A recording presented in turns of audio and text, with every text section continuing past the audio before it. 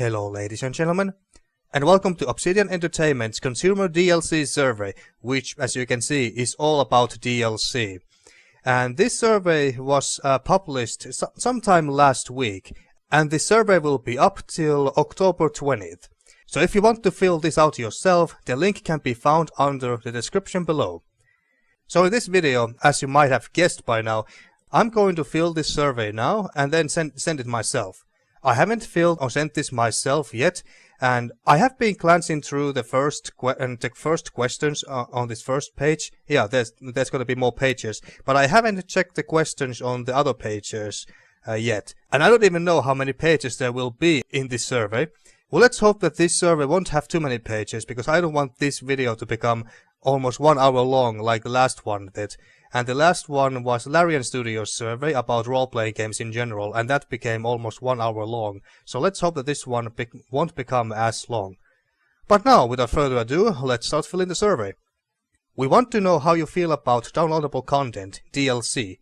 Your opinion will have a significant effect on how we approach DLC for our games. Please share it with us. Alright, I will.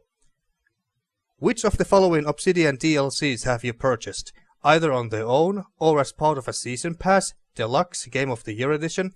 Check all that apply. Alright, let's see. So of course I have bought Pillars of Eternity White March Part 1 and 2. Oh wait, did I purchase them? Because if I'm not mistaken, I think I got the expansion packs for free because I was one of the backers of the game, and I backed enough so that I could get the expansion set for free, basically. And yes, I'm calling the White March Part 1 and 2 combined as an expansion pack, because that's what it really is. And before we continue, I think I should tell you that what I think about the DLC in general. DLC, in my opinion, has a rather negative vibe to it. Or at least it has a negative vibe to me personally, because most of the time I don't get that excited about DLCs. Not as much as I usually get excited about expansion packs. Now you may be asking me that, well, what's the difference between DLC and expansion packs? Well, it's about the size, really. When it comes to DLCs add something rather little to the game. Like, for example, the Tyranny Tales from the Tears is a perfect example. If I recall correctly, Tales from the Tears only adds some little stuff like more dialogue options, some random encounters, and some new items and stuff like that. That's really a small thing. That's what I would consider a DLC. But the White March, on the other hand, both Part 1 and 2 combined, that adds a heck of a lot more. It adds a whole new act, basically, and it gives you 3 more companions, a whole new story arc which is separate from the main game. And what else? Well, more quests, more items, more everything. It just gives you a whole new act, basically, and just more gameplay. And that's what I consider an expansion pack. While Tyranny Tales from the Tears is just a DLC. So that's the difference. Or at least that's the difference in my opinion. The expansion sets are very big, and that's more of everything. And DLCs are mostly just little things, like whether it's more items or horse armor or something else very little.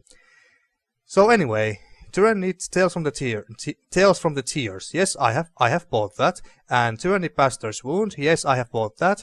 And I am planning to play Tyranny again while using both of these. And Tales from the Tears DLC, and whether the Bastard's Wound is going to be an expansion pack or just a bigger DLC is yet to be seen. I haven't played the game myself with these 2 installed just yet, so I can't really say anything about Bastard's Wound yet. But regardless, I think it's just going. Yeah, actually no. I think that it's going to be an expansion pack, because it adds a whole new area and everything. So yeah, but we'll see. I'm planning to play Tyranny again in the near future, hopefully, once I'm finally done with Pillars of Eternity. But anyway, Fallout New Vegas DLCs. I do own Fallout New Vegas. I think I bought it a long time ago when it was on sale, but I haven't played the game yet. Yeah, I know, shame on me. Many people have lots of good things to say about Fallout New Vegas, and many people seem to even like Fallout New Vegas more than Fallout 3. But anyway, I'm not sure if I have these DLCs. I don't think I bought the Game of the Year edition or anything. Because last time when I checked my Steam library, it was just Fallout New Vegas. So I think it's best to assume that... I think it's safe to assume that I don't have this, so let's not check them. Dungeon Cheese 3, Treasures of the Sun, nope. I have never even played the game. Neverwinter Nights 2, Mask of the Betrayer, nope. I have never played Neverwinter Nights 2 either, although I haven't heard nothing but positive things about it. None of the above. No, I have both these, or at least these two. I think I got this one for free. Anyway, moving on. Assume a game you own announces a DLC you think looks good. How likely would you be to acquire it via any of the following options? Alright, wait for a sale or promotion, then buy the DLC.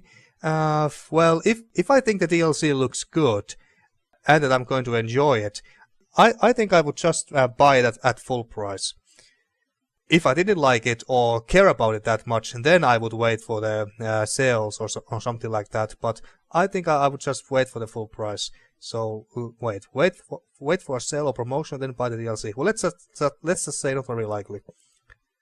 Refund, return my copy, and wait for a Game of the Year edition instead. Nah, I would never really do that. I wouldn't do that. Buy the season pass, I would never do that either. I have never done it before, and I am not planning to start it now either, because I don't like the idea of season passes, because I don't know whether those DLCs are going to be any good. Buy it a la carte on release or pre-release. So basically pre-order, I think, or just on release. Well, I would highly likely buy them on release, just like I said. Upgrade to the deluxe edition, season pass included of the game. Not very likely, no. Think about Pillars of Eternity and games like it, computer role-playing games, or just classic role-playing games. How valuable would you consider each of the following key features as part of a potential DLC for such a game? Ancillary content, like original soundtrack, not very valuable, at least not in my opinion. I would say that it's least valuable, but we'll see. Maybe I move it up to not very valuable. Integrated mini games like Gwent. Well, that would actually be pretty interesting, because many people seem to have liked Gwent in Witcher 3 a lot. And the developers of Witcher 3 then actually went and made an official Gwent digital card game, which seems to be rather good. I haven't played it myself or anything, but so far people have had very positive things to say about it so far. But I wouldn't say. Well, let's just say somewhat valuable. It could be fun. Post-endgame reactivity, like game world changes after the player beats the game. Yes, I would say that's very valuable. This is one of the most important things in a role-playing game, in my opinion, that you can change the world somehow. So yeah, I would say that's most valuable. Competitive multiplayer, PvP arenas. I don't really care about PvP in role-playing games. But then again, it also, of course, depends on the game itself. Like in games like Divinity Original Sin 2, it seems to be working great, because the combat is just so awesome. But in games like, say, Tyranny or Pillars of Eternity with real-time combat with pause, I can't see how that's going to work. So, not valuable, at least not to me. And especially when it comes to Obsidian games anyway. More companions and companion quests, relationships. Yes, I would consider that as most valuable. I would like to do more companion quests and get deeper relationships with them, whether it's love or hate relationships. Upgraded features like additional voiceover or controller support. Well, additional voiceover is always nice, but controller support, well, considering how I'm always playing on PC and I don't really own any, well, I do have some old consoles, but I basically never play them these days. So controller support is not that important to me. But let's just say that not very valuable, at least not for me. Expanded game systems, crafting or higher level cap. Well, crafting is not really a thing that I care too much about in role-playing games, but it's good to have it regardless. Uh, I would say not very valuable. A roguelike or roguelite mode. You see, I have no idea what this roguelike even means. I mean, what the hell does roguelike mean? Well, I have heard that some people have been calling Darkest Dungeon as a roguelike RPG, so I guess roguelike means things like randomized dungeons and monsters and loot and stuff like that, like Diablo. Well, I don't know. I have no idea what roguelike is supposed to mean, so I don't really know how to answer to that. But considering that I have no idea what it means, I assume that it's not that important anyway, so let's say least valuable. Cooperative multiplayer local. Local. So it means LAN parties and stuff, I guess. Well, it certainly would be nice to play a role-playing game, maybe with a story campaign and such, and maybe even play your own campaigns like in Divinity Original Sin 2. That would be very nice. So let's say somewhat valuable, I guess. And more expanded single-player campaigns, quests. Yes, that's very important in role-play game, and especially in expansion packs and if DLCs offer something like that, then that would be nice. Competitive single-player content like daily challenge. Daily challenge. I don't think that something like daily challenges would do anything good for role-playing games in general. I mean, who would care? Who could possibly care about some daily challenges in games like, I don't know, games like Pillars of Eternity or Tyranny or something like that? Assuming that we're talking about role-playing games like that. Yeah, I see no point in them. Cooperative multiplayer remote, and I assume that by remote they mean through platforms like Steam and such. Yeah, I would say that it's just as important. And actually, I think I said in my last survey video, which was the Larian Studios one, I think that I said there that having co-op multiplayer mode in role-playing games is becoming even bigger and bigger deal these days. Like, we have multiplayer in the first Divinity Original Sin, and now in Divinity Original Sin 2. And Wasteland 3 is also going to have multiplayer mode where you can play with at least one friend. And is there anything else? I don't think that Obsidian is going... Yeah, Obsidian is not going to add a multiplayer mode in Pillars of Eternity 2. And I can't come up with any other role-playing game right now who said that they are going to add multiplayer to their game. Yeah, well, anyway, so like I was saying, multiplayer is becoming a bigger deal in classic role-playing games. But it's not a must-have thing. There is still room for strictly single-player role-playing games like Tyranny and Torment, Tides of Numenera, and so on and so forth. But of course, if you want more people, including people who normally don't play these kind of games, if you want those kind of people to try out your game, then adding multiplayer is one good way to do it. Just like Larian Studios did with Divinity Original Sin 1 and 2. But anyway, moving on. Of the following, what approach to DLC releases would you prefer most for your favorite Obsidian game? Bite-sized, lot of small systems-focused DLCs released in quick succession. Nah, I don't really care. Beefy, 1 or 2 big, deep DLCs released many months after the base game. So basically expansion packs. That's how I understand it. So I would say beefy, at least for now. Mixed bag. A bit of both small and large DLCs released at regular intervals. Well, I guess that could work too. Would make both people who want bite-sized and beefy-sized happy, but... yeah, I don't really care. I rather have beefy. Seconds. A standalone expansion that plays separately from the base game. Well, that could also work. Can I pick 2? No, I can only pick 1. Alright, so... Well, if I had to choose... A standalone expansion that plays separately from the base game. So basically, like how... What was that expansion called? It was a Shadowrun game. Shadowrun Dragonfall, I think it was called. That was originally an expansion to Shadowrun Returns. But then, because the expansion turned out to be so good, even better than the base game, they made it into a standalone. So yeah, I would be happy with that. And clean plate, no DLC of any kind, even free DLC. Well, I don't say no to free stuff, but yeah. But then again, if those DLCs were free, then what kind of quality can you expect from them? How much content can you expect from them? Not a whole lot. So yeah, I don't really want free DLCs in that sense, because that's the kind of quality you can expect from them. But anyway, either beefy or seconds. A standalone expansion that plays separately from the base game. Or 1 or 2 big deep DLCs released many months after the base game.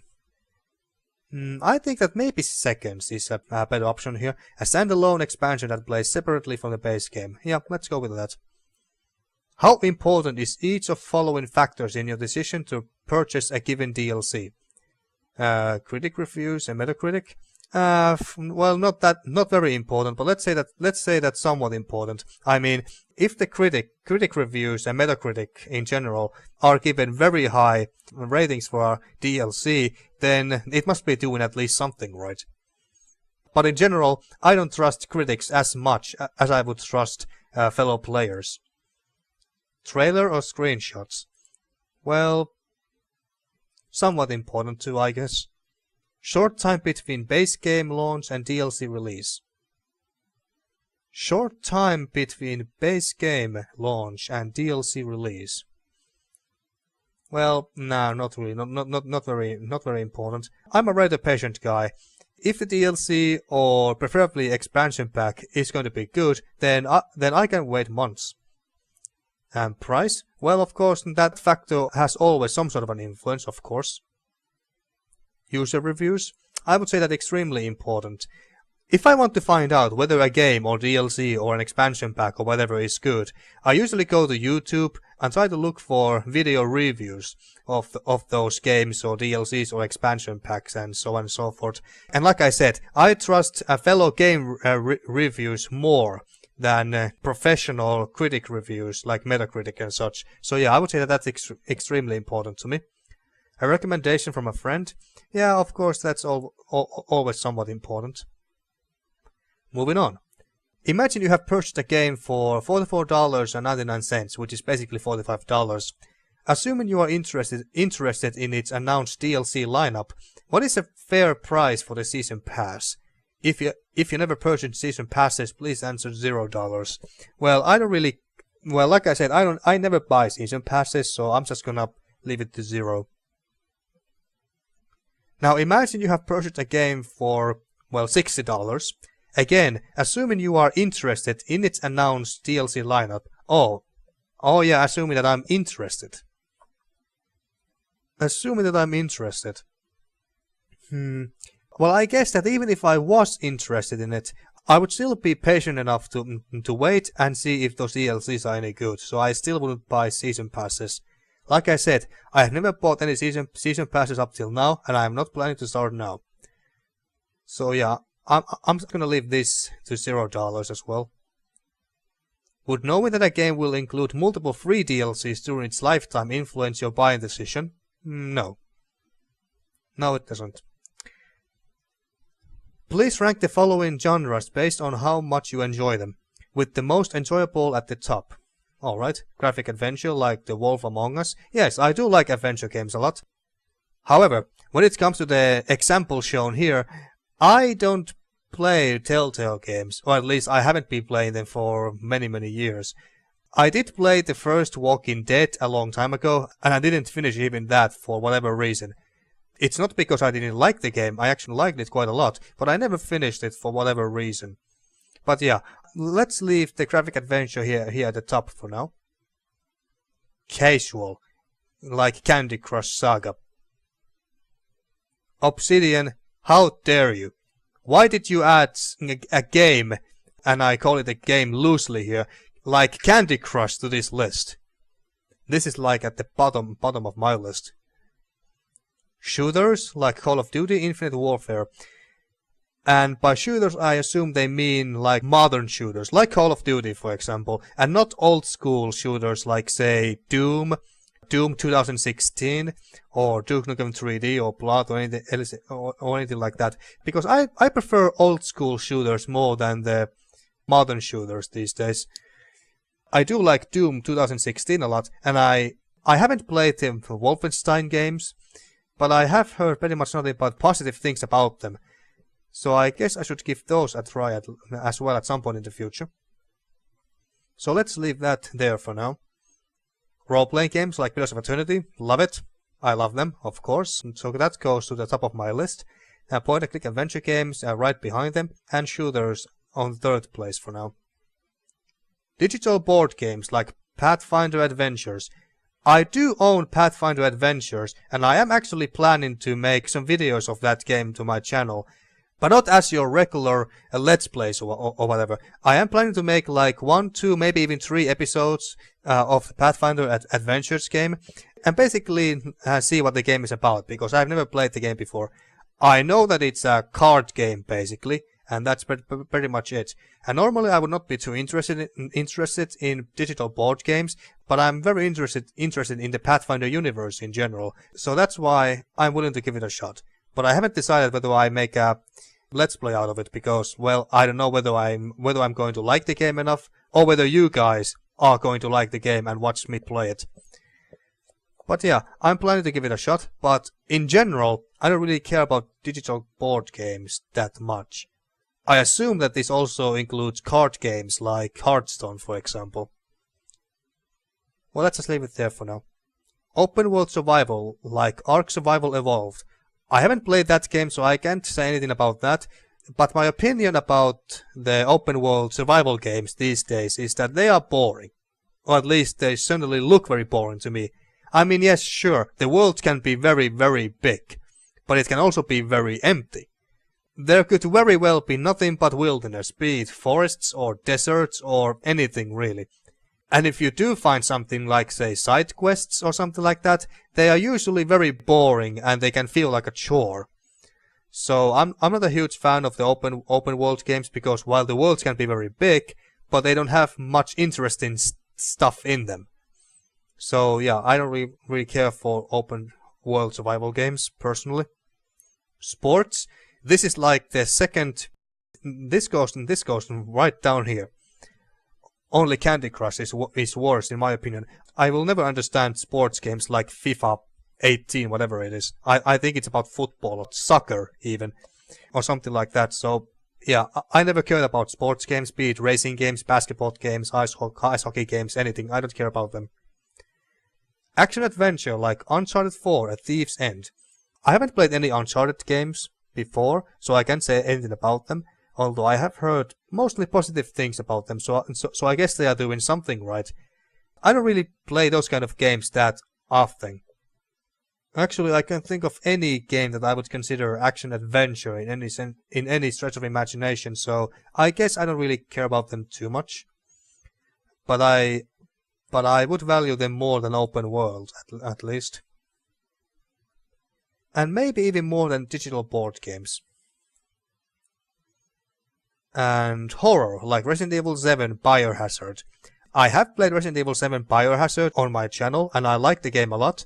I think that Capcom is finally going back to their roots, at least for the most part. Sure, it's first person and not third person like the first Resident Evil games were, and with fixed camera angles, but still, I liked it. It had the Resident Evil elements in it that I wanted it to have. But normally I don't play horror games because I'm a wussy, I guess. And those horror games that I have played on my channel are mostly point-and-click adventure games or Resident Evil, because Resident Evil has a soft spot in my heart. And also because Resident Evil are survival horror games. I like those games because even though they can be very scary, depending on the game of course, but I also have ways to defend myself. And that's why I like them. So that's why I like survival horror games like Resident Evil and The Evil Within, and I guess you can count Silent Hill games as well, although I have never played them before. And there's another survival horror game which not many people seem to be talking about, and I am actually planning to play that game on my channel very, very soon, so stay tuned for that. But now, horror, I guess I would put it all the way up here. But should I value that more than shooters? Maybe tiny bit. And then strategy, like Sid Meier's Civilization 6. I have played Civilization 5 and 4 and I like them enough. I haven't played the 6th one yet, so I can't say anything about that. But I do like some strategy games, and right now I'm playing StarCraft Remastered. But I'm not sure if they also count in real-time strategy games like StarCraft or Warcraft 3 and stuff like that. But yeah, I do like some strategy games. Let's put it somewhere around...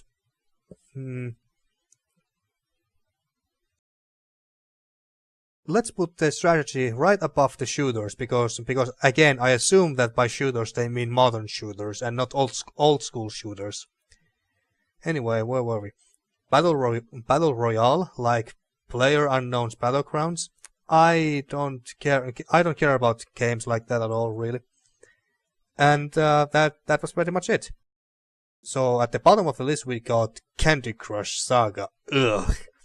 Sports, yeah. Battle Royale. Is there anything that I would consider worse than that? I don't know whether I would consider Open World Survivor worse than Battle Royale. Well, it depends on the games too, of course, but... Well, let's just go with this. And digital board games. I never actually played digital board games, but... I think it would be much easier for people to convince me to play like any of these two over digital board game, possibly. I don't know. This is so hard. Action adventure. Yeah, I think I would rather play action adventures over digital board games. I think. Yeah, I think I would. Yeah, you know what? Let's go with this. This looks fine. And how likely is it that you would recommend a new game developed by Obsidian to a friend or colleague? It would be extremely likely. Now, of course, Obsidian is not flawless when it comes to their games. Like Pillars of Eternity, for example, has its own share of flaws. Like the companion combat AI is rather poor, and there's quite a few pathing issues in that game as well. So basically, you have to manually command your allies to like, I don't know, run around someone to get to the enemy because they are too dumb to do it themselves. So that's an issue. And the story has so far been rather mediocre at best. It's not bad, but it's not very memorable or amazing either. However, when it comes to Tyranny though, they have been doing a lot better job with Tyranny when it comes to the setting, the story, and I don't remember having that many problems with combat AI. And I don't remember getting as frustrated during combat in Tyranny than I have in Pillars of Eternity so far. And one feature what I really love in Tyranny, and what I think every single role-playing, classic computer role-playing game now on should have, is that text highlight feature. Like for example, if you for some reason somehow forget who or what Kairos is, you can just move your mouse to hover over Kairos' name, and then a small box appears, and the text in that box explains to you that what or who Kairos is, and why he's so well known, and what he has done, and so on and so forth, and you are like, oh yeah, that's who Kairos was. I really love that feature. So the point that I'm trying to make here is that Obsidian has been improving themselves all the time. They are trying to improve themselves all the time. Judging from Pillars of Eternity 2 Deathfire's update videos that I have seen so far, they have been improving a lot of things in that game. And not only things like graphics and animations and stuff, but they have also been adding a lot of new features and such, and that makes the game so much better and more enjoyable to play than Pillars of Eternity 1. So that's why it's extremely likely that I'm going to recommend Obsidian games to other people who also like classic role-playing games. But now, so that was the first page. What's on the second page?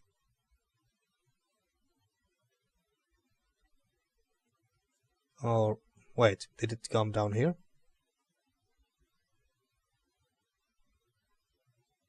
Oh, wait. This question requires an answer. Oh, alright. There we go. Now can we go to the next page?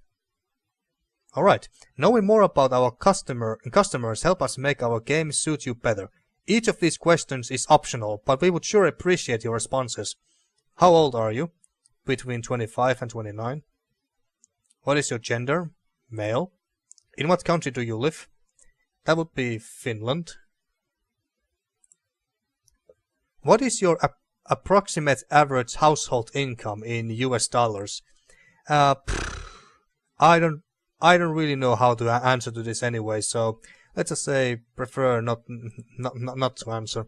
I do have a job, yes, but I can't really say that how much I would earn in a year. So yeah, I don't know.